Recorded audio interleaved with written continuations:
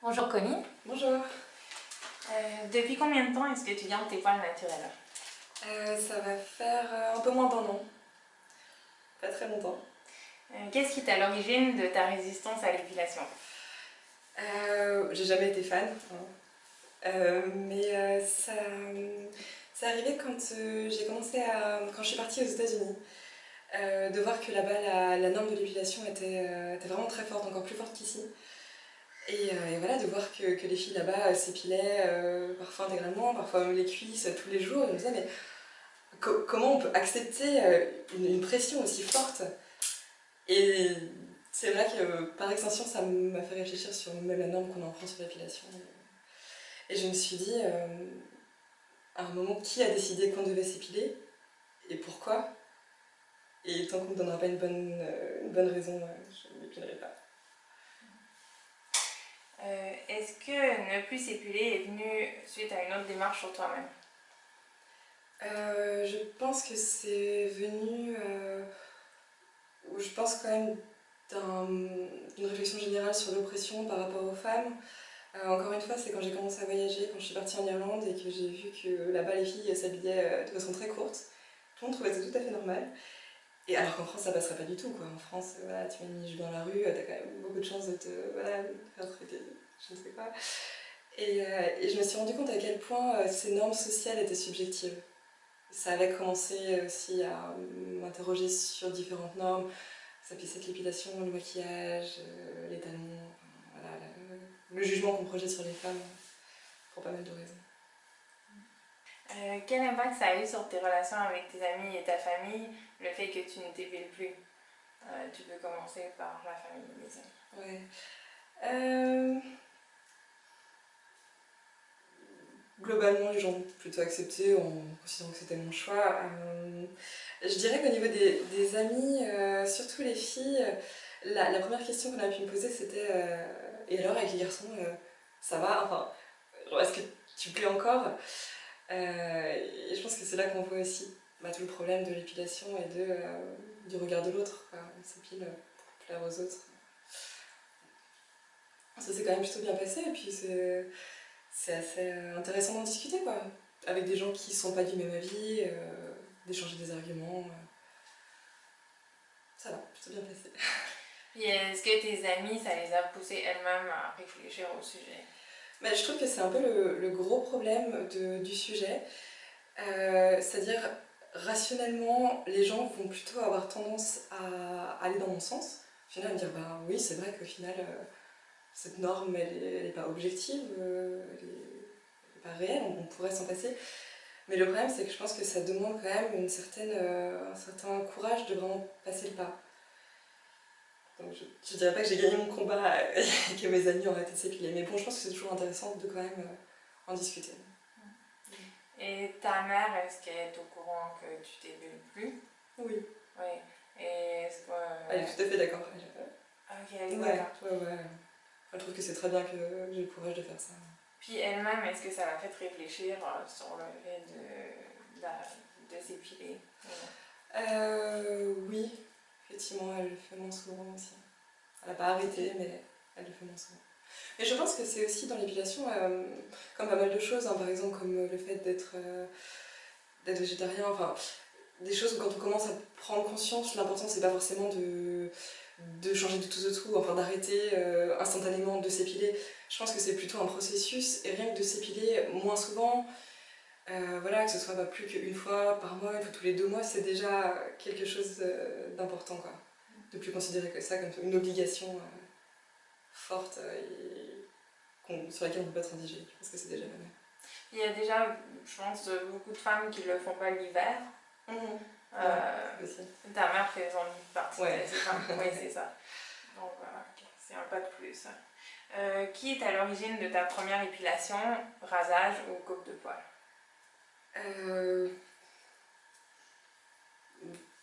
Personne, vraiment, ouais, la société en général, les amis, ouais, ça devait être au collège, je devais avoir 13-14 ans, on va dire, comme tout le monde, je pense, à peu près. Cet âge-là, c'est ce qui est un peu pervers, c'est que c'est une pression sociale qui est très forte, mais qui émane pas d'une personne en particulier, c'est quelque chose qui est vraiment global. Et quand on le fait la première fois, enfin, moi quand je l'ai fait, je l'ai pas vécu comme une oppression, je l'ai vécu comme quelque chose de normal. Tout le monde le fait, c'est la vie, c'est comme ça, les femmes s'épilent, moi aussi. Donc la première fois tu t'es rasée? Je me suis épilée. Je me suis Épilée? épilée les jambes. Avec un épileur Un épilateur, ouais. électrique? Ouais. Ouais, c'est ça. Et donc j'imagine que t'as eu mal. Oui. Et tu trouvais ça normal de le faire parce que tes copines le faisaient? Ouais. Mais est-ce que tu avais remarqué que les garçons n'avaient pas à le faire? J'avais pas remarqué l'injustice aussi clairement, on va dire. Après, j'avais remarqué que ça faisait extrêmement mal et ouais, j'étais pas très sûre du bien fondé de cette douleur, on va dire. Dès le départ, bon, j'étais pas hyper. Mais j'aurais jamais eu le courage de ne pas le faire. Donc, je l'ai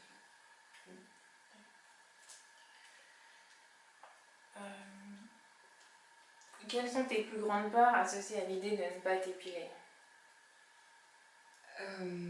Tu viens d'en parler un peu, mais ouais. si tu arrêtais maintenant, si tu, comme là tu as arrêté il y a un an, qu'est-ce qui faisait qu'avant tu pouvais pas? Le fait d'être rejeté par les autres, de plus plaire aux garçons, bêtement, mais aussi d'être rejeté par les filles en collant pas à la norme. Ouais. Non, je pense que le vrai problème de l'épilation, c'est le regard des autres et on le voit quand même très très bien, ne serait-ce que sur internet, quand on parle de ce sujet-là. On le disait, enfin c'est terrible les commentaires qu'il peut y avoir, des fois hyper tranchés, hyper méchants. C'est difficile quoi. Je pense qu'il faut vraiment avoir le courage de se dire je crois que ce que je fais c'est vraiment une bonne chose, enfin, je fais vraiment quelque chose de juste pour pouvoir continuer, sinon c'est difficile. Et ouais, je pense que c'est intéressant de faire ce documentaire-là pour faire comprendre aux gens ouais, la pression qui peut faire peser sur nous, sur les femmes qui s'épilent pas. Puis est-ce que tu as eu des amis qui t'ont rejeté vraiment à cause de ça? Non, quand même pas. Puis est-ce qu'il y a eu des garçons qui t'ont rejeté à cause de ça? Non, non, Non plus. pas vraiment. Je pense que quand on est en mesure de l'expliquer, bon, et qu'on sort pas avec des gros débiles non plus, c'est quand même quelque chose qui se comprend. Enfin, non, j'ai jamais été rejetée. Les garçons ont bien accepté. Donc ça serait plus des peurs que tu avais pour toi qu'une réalité que tu as vécue. Ouais, c'est vrai. C'est important de dire aussi, ouais, quand on saute le pas, en fait, ça se passe mieux que ce qu'on pourrait croire. Et qu'est-ce que tu trouves le plus difficile?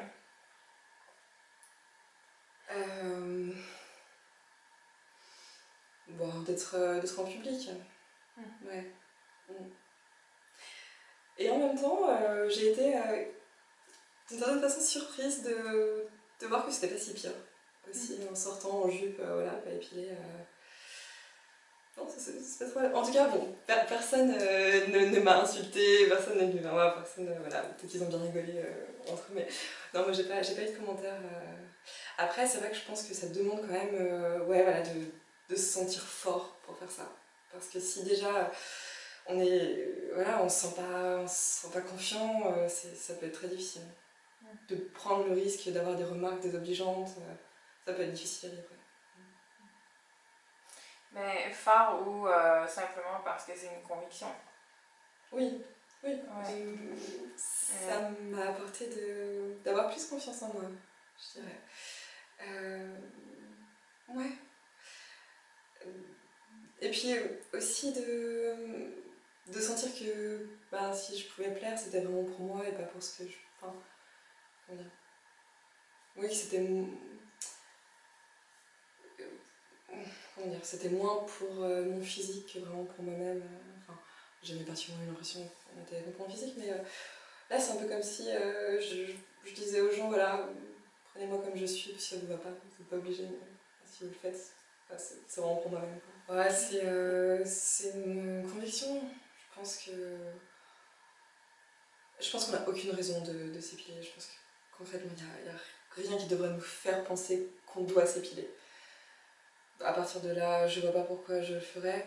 Je pense que c'est aussi une réflexion un peu plus globale sur pourquoi, au final, à qui est-ce que ça profite qu'on s'épile.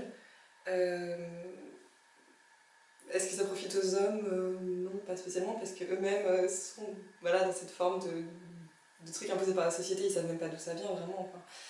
Et du coup, je pense que ça profite à ceux qui nous vendent des crèmes dépilateurs, des épilateurs, des soins machin. Enfin, voilà, et du coup, non, je pense que c'est une bonne chose de résister à ça. Je pense pas changer. Ouais, donc c'est très important pour toi de pouvoir continuer à ne pas t'épiler si tu en as envie. Ah oui, j'accepterai jamais un homme qui voudrait que je me pile, ça, c'est sûr. Mais je pense que c'est aussi difficile parce que dans une société où on veut de plus en plus une égalité entre les sexes, mais du coup on l'aperçoit assez bien physiquement dans nos relations amoureuses, tout ça, mais que finalement l'égalité on la gagne très peu au niveau social et au niveau des clichés qui s'attachent encore par exemple à l'épilation. Et je pense qu'il y a aussi pas mal de gens qui voient pas à quel point cette idée de l'épilation c'est très très inégalitaire. À la base c'est surtout ça le problème, c'est que c'est complètement inégalitaire. Je pense que c'est rassurant, je pense que c'est une façon de se rassurer pour les gens de... Ouais, peut-être voilà, pour certaines femmes, en s'épilant, en se maquillant, de se rassurer sur leur féminité, en disant ah ouais, je suis une vraie femme. Et bah, par extension, bah, celles qui ne le font pas, de les rejeter d'une certaine façon, pour elles-mêmes se rassurer et se conforter. Et donc ça c'est très intéressant ce que tu dis. Comme pour toi, c'est quoi la féminité maintenant? C'est une bonne question.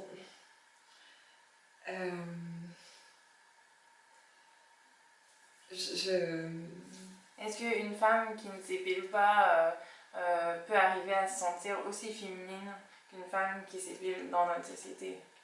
Ouais, bien sûr. Ouais, ok. Ouais. Donc comment faire? Si je savais, j'écrirais un bouquin, je gagnerais beaucoup d'argent.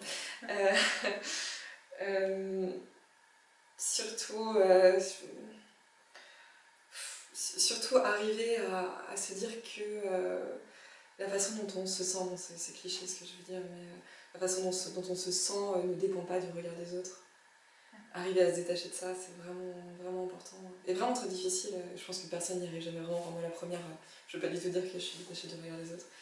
Mais ouais, faire un maximum d'efforts en ce sens-là, se dire qu'on existe pour soi, en soi, et pas par rapport aux autres, par rapport à la norme. Et même par rapport au fait d'être une femme, est-ce que tu penses que c'est si important pour une femme biologique de se sentir être une femme au sens social? Est-ce que pour toi c'est très important de te sentir être une femme? Est-ce que ça fait partie de ton identité?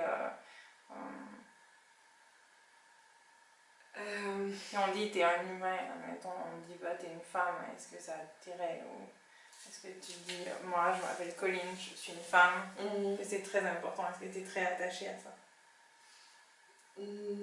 C'est très personnel. Oui, c'est très personnel. Excuse-moi. Non, pas du tout. Mais je dirais que non, pas vraiment en fait. J'ai plutôt l'impression que... Alors, c'est peut-être pas l'avis de beaucoup de femmes, moi je sais pas, mais... Bon, j'ai seulement ton avis. Ouais. Non, j'ai eu un peu l'impression quand même qu'on m'avait, depuis l'enfance, voilà, plaqué dessus des choses auxquelles je devais ressembler, comment se tenir, comment se comporter. Je parle pas seulement de faire la cuisine ou quoi que ce soit, mais même en société, se tenir un peu en retrait, ne pas être trop bruyante, ce genre de choses. Et c'est des choses que j'ai complètement intégrées, hein, que j'utilise tous les jours. Je me comporte comme une femme, vraiment, je me comporte pas comme un homme, c'est sûr. Et en même temps, je pense qu'on m'aurait élevée différemment. Je me sens pas intrinsèquement une femme, enfin, je me sens plus un individu que vraiment j'ai quand même l'impression que ma condition de femme est un résultat de mon éducation plutôt que l'inverse. Et donc, comment vois-tu le futur de la norme de l'épilation pour les femmes? Je vais être très optimiste, mais je pense, j'espère, mais je pense quand même, qu'on va finir par remettre en question l'épilation. Et d'une certaine façon, je pense que la pression est croissante, constante, et je sais pas, j'ai tendance à penser qu'à un moment on va plus pouvoir supporter ça en fait, qu'on va vraiment remettre en question ça et d'autres choses dans notre société. Et ça prendra du temps, beaucoup de temps. Je sais pas quel âge j'aurai quand on va en arriver là, mais moi je pense que les femmes vont à terme cesser de s'épiler. Donc tu penses que ça fait partie comme du cheminement peut-être vers plus de féminisme, là, ou vers plus d'égalité entre les genres. Ok, merci.